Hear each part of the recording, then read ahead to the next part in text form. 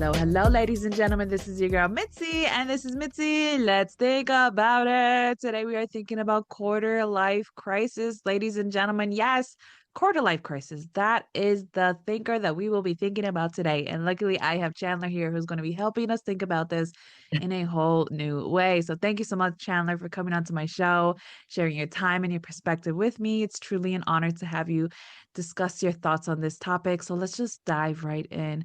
What does quarter life crisis, what does that make you think about? So it has been a long journey getting here, and I know I'm only 26 years old, but it's like I think the first thing is that it makes me think that there is some kind of illness that seems to be pervasive. And then my response to that is uniquely my own of trying to figure out, well, like, first of all, what's wrong with me? Why am I suffering in some way? And then what's the path to heal? And so in that process, I think it started around 17 or 18 years old of like, something's wrong. Okay. Like Yeah. every part of my body, my mind was like ill, something was wrong. And I tried just about every rabbit hole in getting to the place that I'm at now. And like, there's so many different avenues that we could go down for, if you want to just hear like the different things that I've tried that I could share. One of those things includes being a monk. The other includes like going and getting a degree in psychology from UCLA. It includes looking into diet, doing deep detoxing, like expelling parasites, heavy metals, like many different routes that we could go down. But I think at the core of it is that there's some sickness, and there's ways about going healing, and healing is completely possible. Just I say this to everyone that I meet, this like for young person that's struggling, in just the way that you descended into like despair, you can 100% make a full recovery from what that is. I know from the bottom it can seem completely impossible, like you could never be happy again. I've been in that place of like just complete existential despair, like there's no way I could ever just think another happy thought again, and you can completely come back out the other side. No, I love that. I think it holds so much value that it's truly is an epidemic that's going around worldwide, because I know Yes. this is trending where people are talking about quarter life crisis and they're not even in their, you know what I mean? They haven't even made it to their midlife crisis yet, and they're already at a quarter life crisis, and it's a real thing, you know what I mean? Because a lot of people are trying to figure out what is wrong with me. You know what I mean? What is wrong with this situation that I'm in? Like, why is this normal? Like, why is everybody running and chasing something that seems unattainable? Because once you attain something, it seems like, okay, now we're on to the next, we're on to the next, we're on to the next, and never Yeah. fully being satisfied with what's in front of us or understanding what is the real purpose of everything that's going on around us. So I think that is such a valid point. Like, you are not alone in this. And that's why I love the fact that this is our topic. And I love the fact that you wrote a book about this. And I love that this is your mission to let other people know that, one, you're not alone, and two, we can make it out on the other side. You know what I mean? Because Amen. that is the goal, you know what I mean? To realize, like, we can find happiness, we can have that optimistic perspective, or we could just have this patient mindset where we can be okay with whatever that actually is going on with our lives. And one thing I realize is that for me, patience is perspective. You know what I mean? Like, to have Hmm. patience in the world or for whatever that's coming out, it's truly comes down to your perspective. And I know a lot of people of faith, they're like, oh, don't pray for patience because that's gonna be a long, long, long season. But in reality, like, pay for pray for patience because it allows you to shift your perspective in every direction that you don't even realize that you need patience. You know what I mean? So I guess when did it really hit you that this was something that you should be writing about, and you should put it in a book? And I love that you brought up a prayer or asking some kind of higher power. So all the great religions sort of teach this idea of surrender. And instead of praying for patience, pray for opportunities to learn patience, because it's only through facing super difficult things that we're actually going to learn the lessons. And it seems like, you know, the more that you don't listen, the louder it gets. And then that's what really helps us figure out how to act. I think one of the big problems is that we keep ourselves constantly distracted with things and never just sit in that fire. And then the impetus to make a jump that might completely change your life and blast open your heart and make you super happy, it never comes through because we're constantly distracted. Um, and I think like this has been a long process for me of being like, okay, I'm going on some journey and I'll know when the time is right to share. Like, you know, I would have like late night 2 a.m. conversations with close friends, and they'd be like I'd be like counseling them. One of us might, you at the time might have been drunk or something, and they'd be like, "You should write a book."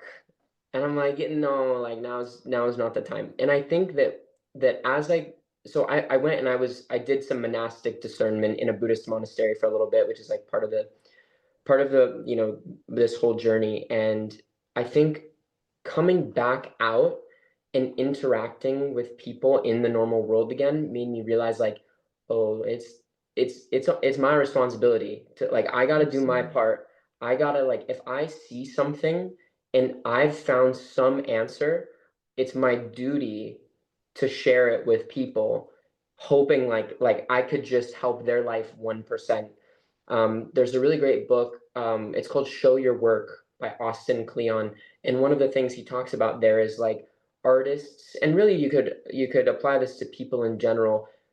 Artists share and pull off each other. You know, like they're inspired. Music inspires other musicians. Words inspire other hearts.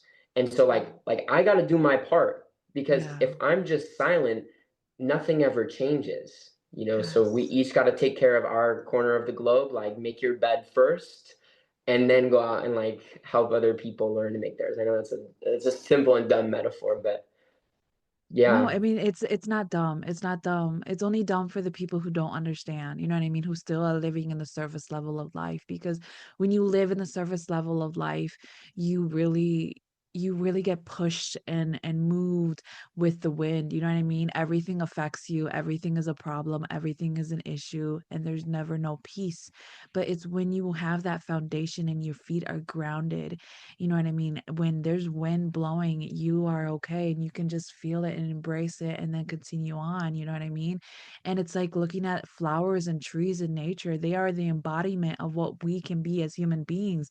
You know what I mean? We can stand the test of time and deal with whatever that's happening because people don't realize like you go into the forest and you see these giant trees and they're so enormous and they're beautiful, but they don't realize how deep the roots really are in the ground, you know what I mean? Like how how much they really had to grow underground, under surface before they actually grew up and above before our even eyes can even see, you know what I mean?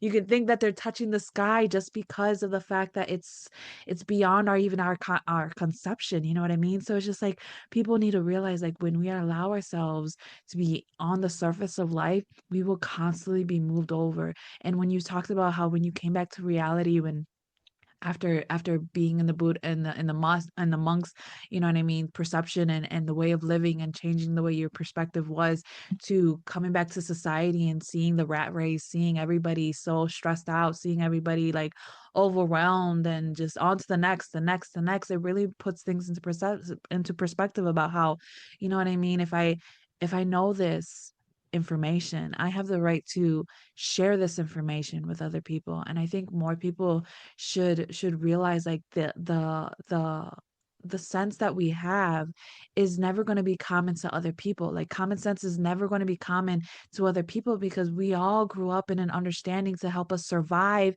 in our environment in a manner that helped us survive. So we will not understand how somebody in California is going to survive versus somebody in Wisconsin is going to survive. You know what I mean? We're going to have two different agendas, two different outlooks, two different battles and you know what I mean? So it's just people just need to remember that doesn't matter where you are in this world. It's just, are you willing to share your information with somebody else? Because that information can save somebody else in their survival in the moment, you know? And it's truly beautiful when you're able to have that understanding. Like, I can share this. You know what I mean? I have the know-how to at least sustain my life enough to be able to help somebody else sustain their life, you know? And I think that's the beauty of your book, is that you give somebody from all walks of life and all across the world that opportunity to realize, like, I may be young and I may be going through this, but it doesn't devalue what I'm going through, and it doesn't devalue who I am as a person, as an individual.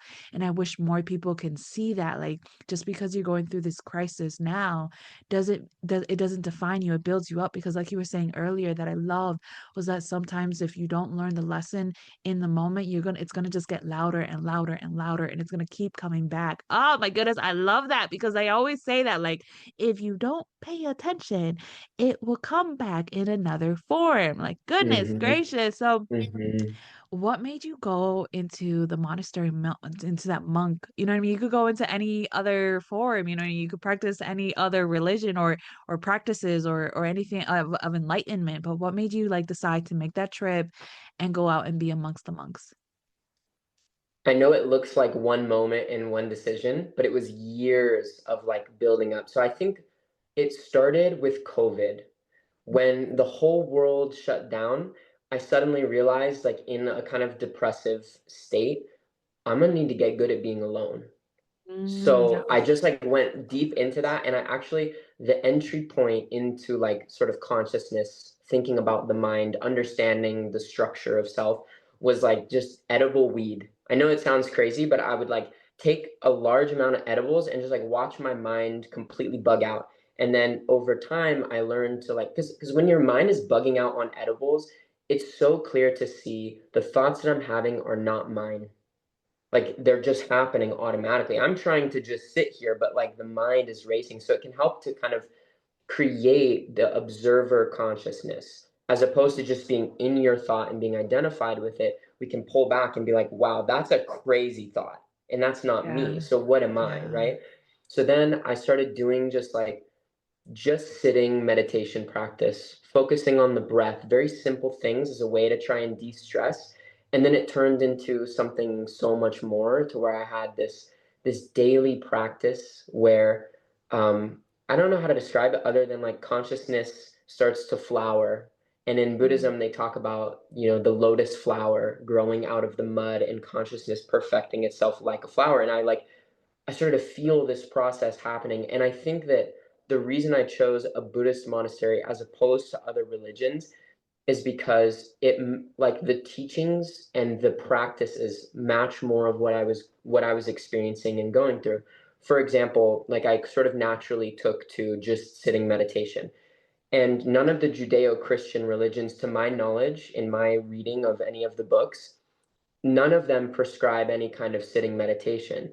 And I believe that to be fundamental in growing in like your in growing in awareness, or along this path, this sort of invisible path. And I knew that I needed to go somewhere.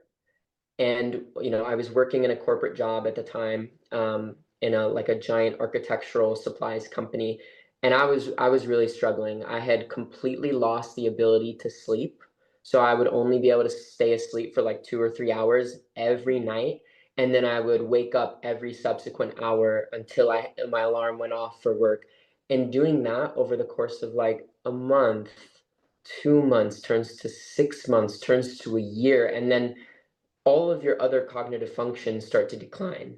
So I was only operating at a fraction of my capacity. And because I had this daily 8 hour a day obligation, I couldn't just jump and take like a month off and go to the woods. So I would just use a Yeah. weekend, get an Airbnb in the woods, and sit there and meditate, watch the stars, be in nature, be in the water, and like decompress in that way.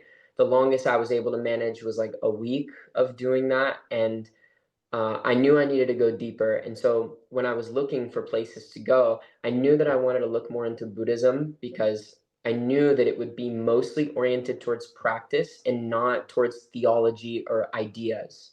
And Yeah. because I knew what I was looking for was an experience. It wasn't going to be an Yeah. idea about God or the ultimate reality or none of that stuff. It's not an idea. I knew it would be an experience that I couldn't deny. Something like I mean, the way they describe it is like bliss or supreme Yeah. joy, and I knew that that's what I was looking for, not an idea. And so I was looking, and I found a lot of Buddhist monasteries happen to have residential programs where you could easily, for like 800 bucks, go and stay a month at a monastery, have all of your room and board covered, and you would be working with teachers who received ordination to teach from their teachers, who received it from their teacher and their Yeah. teacher, and so on. So you're not just going out and studying at some retreat with some random person. You don't know what they're doing. You don't know what they studied. Like, this is a very, Passed down. traceable Yeah. lineage that goes directly back to the historical Buddha, who made a disciple, who made a disciple, who made a disciple, right? And many generations go by, and I'm sitting in front of one of their distant disciples.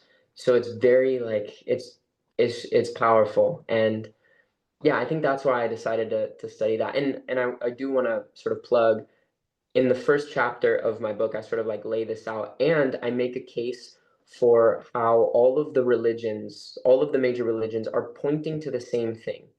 My personal belief is that each religion is just a different method, like taking a different route to this same inner destination.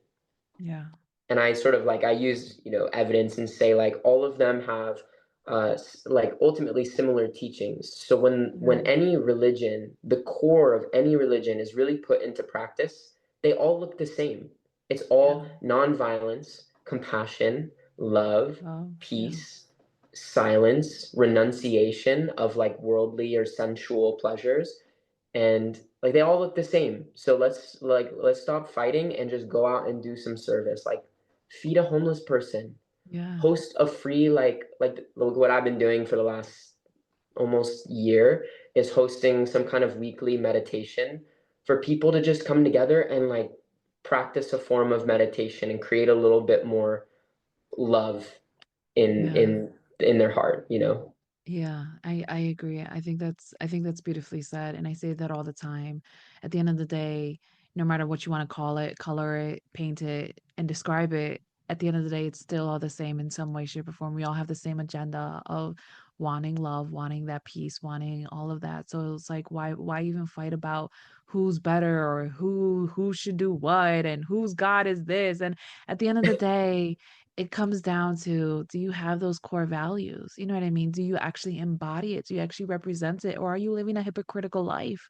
You know what I mean? Because if you Yeah. are living that hypocritical life, then you really have to do the adjustment because you're the bad bug in the group. You know what I mean? You're the Mhm. one that is tainting this bad look on what religion is supposed to bring us to. And that's that unity, that peace, that communication, that bond, that knowing that we are all suffering, you know what I mean? We are all hurting in one way or another, but we are all at the end of the day seeking that love, that peace of mind, that present awareness of just being present in the moment. Like I'm talking to you, everything else is obsolete. You know what I mean? I don't care what happens downstairs or around or anything like that because this is my present moment. And I wish more people can just be more present and just be more aware that your thoughts are unnecessary sometimes because it's like you said earlier, like when you allow yourself to step out of the circle or the triangle or this conveyor belt of our thoughts of just nonsense.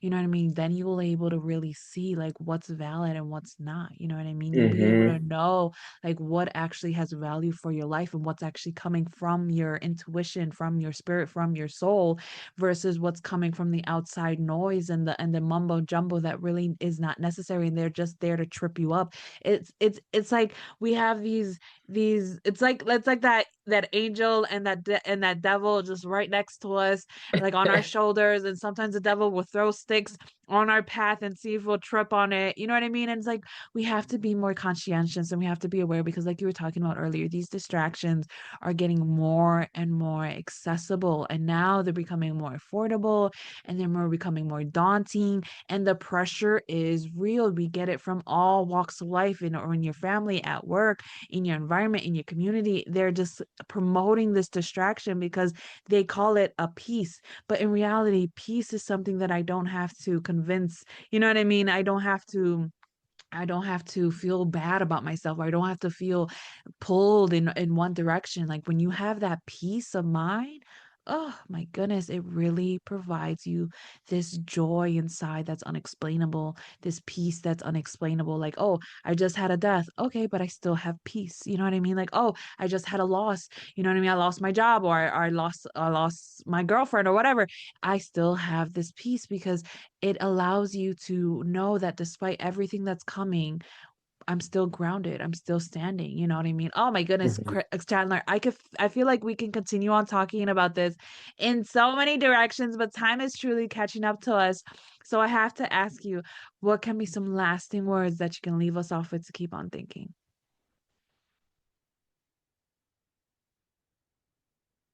I would say to get curious about what it means to be human. I think that there is an entire universe inside each one of us that most people will never take the time to explore. Most of us, it's almost like we're driving a car for our whole life, but we never look under the hood and learn how the machinery works.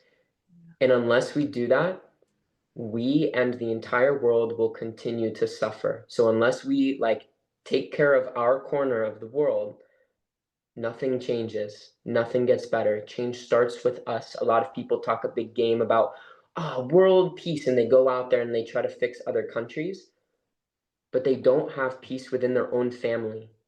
They don't Yeah. have peace within themselves. They can't just sit and love, like not even just love themselves, but feel a sense of love. Like we want to be peaceful despite anything outside of ourselves.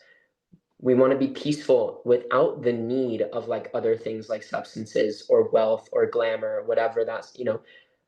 We talk a big game, but change only starts with ourselves because the world outside of ourselves is a mirror of the world inside of ourselves. Oh, I love that. And I don't think a lot of people understand that concept. You know what I mean? Like people always talk about, oh, there's so much hate. There's so much hate in this world. There's so much hate. Okay, but what about the hate in your heart? What about the hate that you portray against other people, other nations, other individuals that are in your grocery store or in your school or in your environment, you know what I mean? Or even in your own home. I You know what got I'm it in me saying? still. I'm willing to admit I still have hate and anger within me. Like those seeds are still here, right? But I'm doing that work to try and pull them out. And I'm honest Exactly. about it. That's the first step is be like, if that exists in my life, if I encounter anger or hatred, like that's a reflection of what's still in me. Exactly. And all we're doing is projecting out what's in our heart. You know what I Yeah. mean? So we really have to ask ourselves, are we willing to dive into our heart and examine what's exactly in there? And I love your analogy of it's like driving a car and we never even lift up the hood, even trying to figure out the mechanics of it. And it's so true because we know individuals who just drive their car all over town, all across the world, and all across the states, and all across wherever, and they don't even think about putting in like oil, like no oil change, no tire rotation, not even gonna change the windshield wipers, like none of that really. Like, come on now. Like we have to take that into consideration because you can't act surprised when your car is dead and you're like, what am I gonna do? Like that's what we do. We do with it in our own life, in our own health. We get to a point where our bodies actually fight back because it can no longer take the turmoil that we continue to put on it. Like this is our engine, this is our body, this is our vessel, this is our temple, this is everything that represents all that we are. So it's like if we don't take that into consideration, everything else in the world is meaningless. You know what I mean? Everything else in the world Hmm. really truly has no value. And to put somebody else that responsibility or that power onto somebody else, that's you're only doing yourself a disservice because at the end of the day it's going to come back to you. You are responsible for how you see the world, how you interpret the world, how you understand the world, and how you manage the world when it comes to you. You know what I mean? And being alone is the best way to have that because if you can't even sit in silence, then how can you even be amongst other people? You know what I mean? Like I think just sitting in silence is just the best way to just realize like, you know what? if I can handle silence, then I can handle anything, because silence Hmm. brings everything forward. So, oh my goodness, see, I'm going down another rabbit hole, I and know we that's a could go problem. forever. We We could really go can. forever. There's so many different avenues that you can go into when it comes to this. And it just comes down to the fact is that we all really need to think about this. And ladies and gentlemen, if you guys enjoyed this conversation, because how could you not? You know what I mean? How could you not? Please go check out Chandler. I have his website on the audio. If you're listening on audio, if you're on YouTube, in the description you'll find access to his link that goes to directly to his website that has great content, access to his book, access to him directly, so that you can continue on thinking, ladies and gentlemen, because isn't that the point? Yes, it's for us to just continue on thinking. So with that being said, bye.